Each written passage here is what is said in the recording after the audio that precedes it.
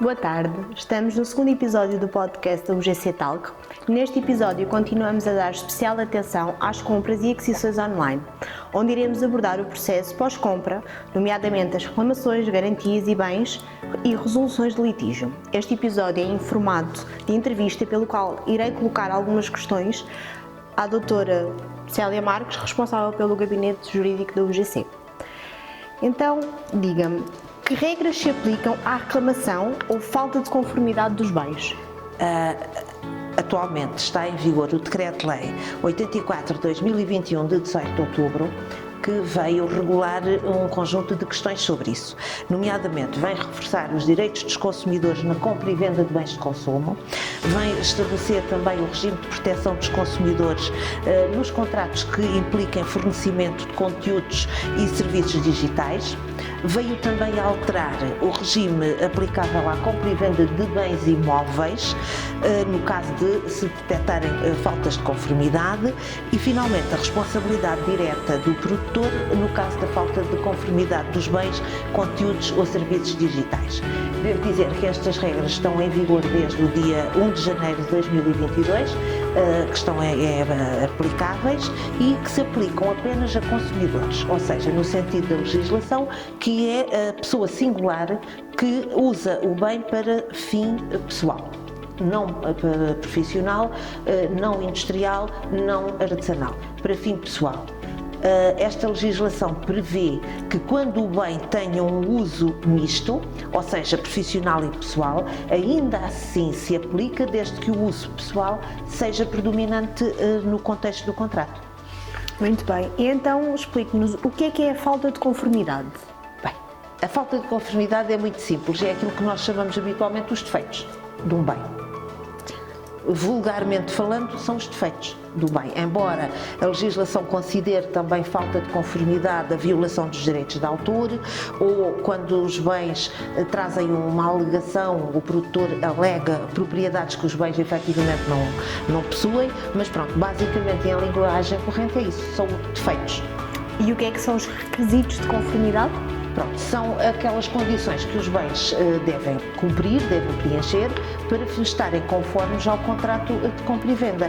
E temos vários exemplos, não querendo ser muito exaustiva, mas, por exemplo, devem desde logo corresponder à descrição, ao tipo, à quantidade, à qualidade, à funcionalidade e essas características que estão previstas no contrato de compra e venda. Portanto, isso é um requisito de conformidade, devem ser também adequados à finalidade a que o consumidor os pretende destinar, devem ser entregues com todos os acessórios e instruções, inclusivamente de instalação, e tudo isso, portanto, são requisitos que os bens, são exemplos, mas são aqueles que os bens têm que cumprir para serem considerados conformes. E quem é que é o responsável pela conformidade dos bens? É o profissional. O profissional, neste caso, vulgarmente chamado o vendedor. É que tem a responsabilidade de entregar ao consumidor bens, serviços ou conteúdos digitais que sejam conformes ao contrato de compra e venda. Portanto, é o produtor, o profissional que tem a obrigação de cumprir esses requisitos. E quem é que é o responsável pela garantia comercial? O responsável, a garantia comercial, digamos que é um acréscimo à garantia legalmente consagrada. A garantia comercial é um compromisso assumido pelo profissional, pelo produtor ou por alguém intermediário perante o consumidor, em que eles se comprometem a reembolsar o preço pago, substituir ou reparar o bem com conteúdo digital, para além das obrigações legais. E esta garantia comercial pode ser gratuita ou pode ser onerosa, pode implicar um pagamento por parte do consumidor. E quando é que o consumidor pode reclamar? Pronto, o consumidor pode reclamar sempre que não lhe sejam fornecidos os bens conformes com o contrato de compra e venda e que não cumpram os requisitos de conformidade. E quando digo bens, aqui inclui-se os bens consumo propriamente ditos, mas inclui também bens a fabricar, portanto, quando o consumidor faz uma encomenda a alguém para fabricar um bem, também está incluído. Bens fornecidos no âmbito do contrato de empreitada também estão incluídos, e os conteúdos ou serviços digitais que estejam incorporados em certos bens ou que estejam com eles interligados. Portanto, quando surgem desconformidades nestes tipos de bens, aí o consumidor pode e deve reclamar. E quais os prazos de uma garantia? A garantia legal aqui sofreu realmente alterações com este novo regime jurídico e desde 1 de janeiro de 2022 temos várias questões. Primeiro, para os bens novos e para os bens recondicionados, o prazo de garantia são 3 anos. Para os bens usados também são 3 anos, mas tratando-se de um bem usado, pode ser o prazo reduzido para 18 meses, desde que haja acordo expresso entre o consumidor e o vendedor. Para bens com elementos digitais também são 3 anos, a não ser quando for um fornecimento contínuo superior a 3 anos, e neste caso a garantia abrange o período completo de duração do contrato. Para os bens imóveis temos 2 prazos, portanto 10 anos quando seja detectado um defeito a nível de estrutural, de elementos construtivos na estrutura, e 5 anos para os restantes defeitos, chamemos-lhe assim. E para os conteúdos ou serviços digitais são 2 anos. Ok. E o que é que são bens recondicionados? Pronto, o bem recondicionado significa que é um bem que já foi utilizado e que depois ou foi devolvido, por exemplo, e que é inspecionado, é preparado, é verificado por um profissional e é testado e para ser colocado novamente no mercado. Ok. E o que é um bem com elementos digitais? É um bem em que incorpora um elemento ou um serviço digital, como por exemplo um smartwatch. Nós todos conhecemos hoje em dia os relógios inteligentes, isso é um bem com um elemento digital. Assim como, por exemplo, um frigorífico inteligente, que também tem uma componente digital. E aqui cumpre referir que o bem com elementos digitais pode ter 2 tipos de fornecimento. Ou é fornecido num único ato de fornecimento, e neste caso é possível aceder e utilizar os elementos digitais por tempo indeterminado, mesmo que o contrato já tenha terminado, ou então um fornecimento contínuo. E neste caso o acesso aos elementos digitais estará disponível apenas durante a vigência do contrato. E qual é o prazo de garantia de um bem substituído? São 3 anos. Quando o bem é substituído por outro, ainda assim continua a ser 3 anos. E se surgir um defeito durante o prazo de garantia, o consumidor tem de fazer prova de quando é que surgiu o próprio defeito? Em geral, em regra não, porque a lei prevê que presume, isto é uma questão de presunção, a lei presume que o defeito já existia à data da entrega dos bens. Significa isto que o consumidor não tem de fazer prova da existência do defeito durante os seguintes prazos, porque isto também tem alguns prazos. Nos primeiros 2 anos, no caso de bens móveis novos, bens recondicionados e bens com elementos digitais da ato único de fornecimento. Se o defeito surgir no 3º ano da garantia, o consumidor já tem que fazer prova de quando é que surgiu o defeito, mas nos 2 primeiros anos, não. Depois, durante todo o período de fornecimento dos elementos digitais, no caso de contratos que estipulem um ato de um fornecimento contínuo, também não tem que fazer prova durante todo o período do contrato. De igual forma, nos 2 primeiros anos, no caso de bens móveis usados, ou no 1º ano, no caso em que as partes reduziram o prazo por acordo para 18 meses. E quando ocorre um defeito no bem em virtude de uma instalação, considera-se existir falta de conformidade? Considera-se em 2 casos específicos, desde que a instalação seja assegurada pelo profissional, portanto pelo vendedor, ou efetuada sob a sua responsabilidade, ou no caso da instalação ser feita pelo consumidor, a instalação incorreta se ficar a dever a falsas instruções de instalação, portanto em que haja uma incorreta instrução de instalação. E nos bens com elementos digitais, quem é que é o responsável pela instalação? Das atualizações é o consumidor. Cabe ao consumidor proceder à instalação das atualizações que são fornecidas ou disponibilizadas pelo profissional. Portanto, nós temos aqui dois tipos de obrigação. Nestes bens com elementos digitais, temos a obrigação do profissional ou vendedor fornecer as atualizações e, uma vez fornecidas as atualizações, é ao consumidor que cabe proceder à instalação. E quais são os direitos do consumidor no caso de falta de conformidade dos bens?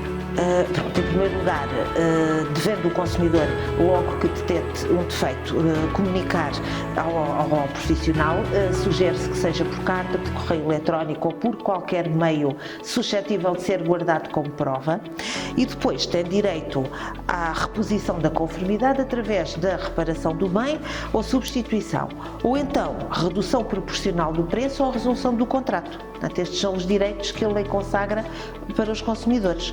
E existe alguma hierarquia de direitos? Existe porque, em primeiro lugar, o consumidor tem o direito à reposição da conformidade através da reparação ou da substituição do bem. E só a seguir é que temos a redução do preço ou a resolução do contrato. No entanto, há situações excepcionais em que o consumidor pode, desde logo, exercer o direito à redução do preço ou à resolução do contrato.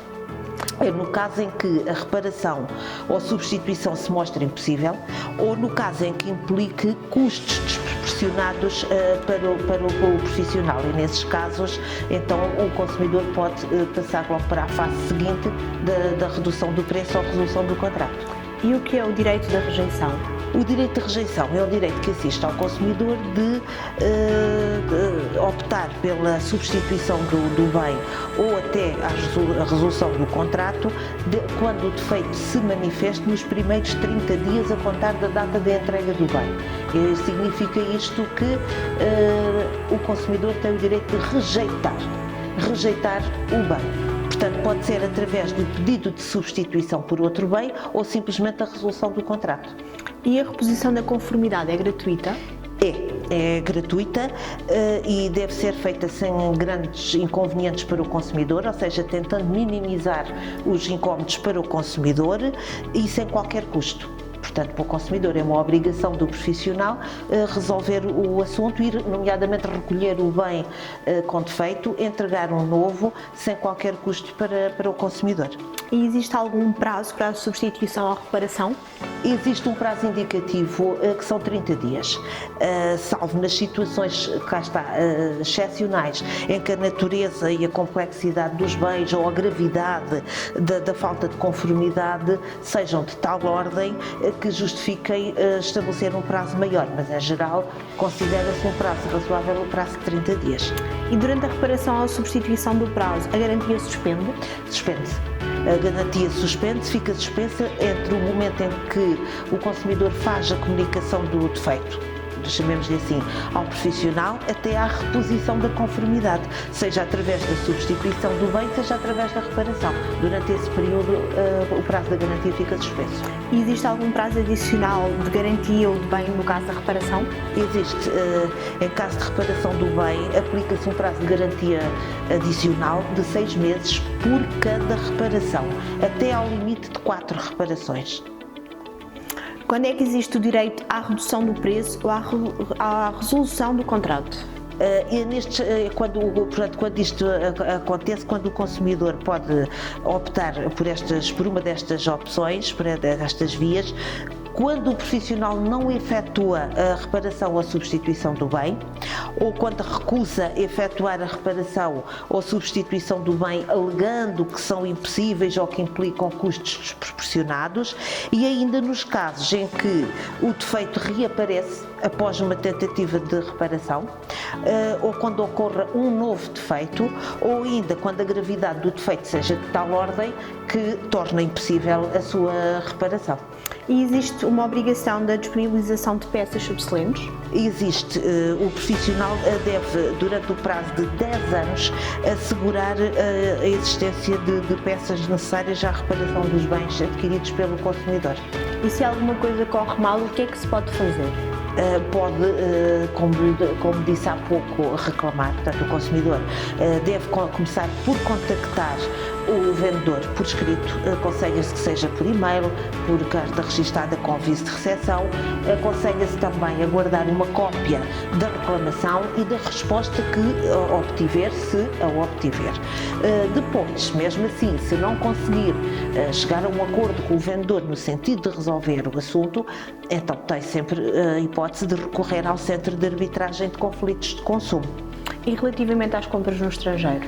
Às compras no estrangeiro foi criada uma rede de Centro Europeu do Consumidor e existe um Centro Europeu de Consumidor em cada Estado-membro da União Europeia e permite que o consumidor possa apresentar uma reclamação por correio, por e-mail ou até através do preenchimento de um formulário disponível online. E o Centro Europeu do Consumidor, do país de residência do consumidor, irá tratar da reclamação e tentar fazer a mediação e chegar a acordo com o vendedor ou com o fornecedor. E o que é uma resolução de litígios em linha? Esta é uma forma de resolução de litígios que foi criada pelo Regulamento 524/2013, de 21 de maio, e que começou a ter aplicação efetiva em todos os Estados-membros da União Europeia a 15 de janeiro de 2016. E isto é um meio de resolução de conflitos de consumo que funciona através da disponibilização de uma plataforma eletrónica acessível através da internet, claro, e que proporciona o contacto entre consumidores e comerciantes, procurando que cheguem a um entendimento. E há aqui depois uma intervenção de uma entidade externa que faz a mediação para tentar chegar a um acordo. E para compras internas? Para compras internas existem as entidades alternativas de resolução de litígio. Significa isto que são meios mais acessíveis ao consumidor, mais baratos e que não é necessário o consumidor, portanto, recorrer ao tribunal. Ok.